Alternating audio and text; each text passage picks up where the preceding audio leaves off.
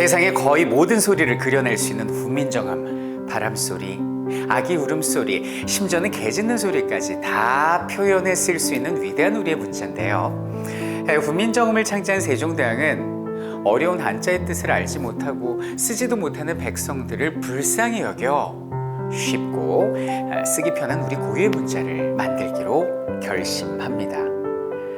하지만 밤낮 없이 문자 연구만 하다 보니까 세종의 몸은 점점 나빠져만 갔고 심지어는 눈이 거의 보이지 않을 정도로 심각한 지경에 이르렀는데요. 그럼에도 백성들을 위한 마음 하나로 훈민정음을 창제하셨고 결국 지금의 한글이 존재할 수 있었습니다.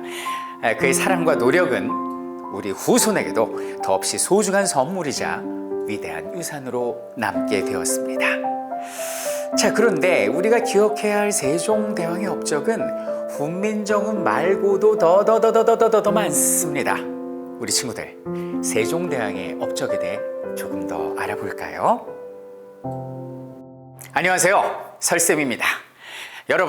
여러분이 알고 있는 세종의 업적은 무엇이 있습니까? 그렇죠, 과학기술의 발전, 농업기술의 발전, 여기다 군사기술의 발전까지. 자, 그런데 대왕님은 왜 이렇게 끊임없이 연구하고 공부를 했었던 걸까요? 그 본질의 중심에는 바로 백성을 사랑하는 마음, 애민정신이 있었습니다. 세종은 백성 위에 군림하는 군주가 아닌 마치 자식을 돌보고 살피는 아버지의 마음으로 나라의 정치를 이끌었습니다. 첫째, 자식이 배고프면 안 되죠? 그는 농서 개발에 앞장섭니다. 그 전까지의 농서는 모두 중국 중심의 농사 기술이었어요. 그래서 우리 조선의 풍토와 기후에는 맞지 않았습니다. 그래서 세종대왕은 우리나라 최초의 농서, 농사직설이라는 농법서를 만들어서 수확량을 늘리고 백성들을 배불리 먹이는 토대를 마련하셨습니다. 자, 여기서 끝이 아닙니다. 농사 잘 지으려면 첫째 뭘 잘 알아야 돼요? 시간을 알아야죠. 시간을 알면 절기, 즉 계절을 알게 되고 계절이 바뀌면서 기후가 달라지는 것을 셈할 수 있게 된단 말이죠. 그래서 세종대왕님은 해시계, 물시계뿐만 아니라 천체의 움직임을 관측하기 위해 혼천의까지 만들게 됩니다. 이렇게 해서 백성들이 배가 불러졌습니다. 그럼 우리의 대왕님 이번엔 무엇을 하셨을까요? 바로 한문으로 된 어려운 지식을 쉽게 습득하기 위한 훈민정음을 만드십니다. 한자로 된 여러 가지 지식들을 훈민정음으로 번역하고 이 쉬운 문자로 백성들에게 공유하려 한 것이지요. 그래서 어떻게 됐습니까? 백성들이 배도 불러지고 머리도 똑똑해졌습니다. 그런데 이걸 어쩌나? 한 가지가 더 있었어요. 우리는 배부르고 똑똑하지만 외부의 적들이 쳐들어와서 우리를 괴롭히면 다 끝인 거잖아요. 그래, 우리 백성과 나라를 지켜야겠다.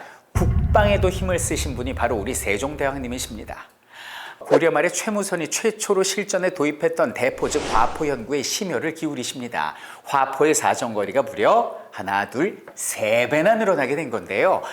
이거는 당시 세계 최고 수준의 총포 기술이었다라고 말할 수 있겠습니다. 이런 노력들이 약 150년 뒤에 적의 침입으로부터 나라를 지키게 됐으니 그것이 바로 임진을 한 이순신 장군이 아무리 뛰어난 명장이라 하더라도 세종 때부터 끊임없이 개량해온 종류별 화포들이 존재하지 않았다면 어찌 외적으로부터 나라를 막아낼 수 있었을까요?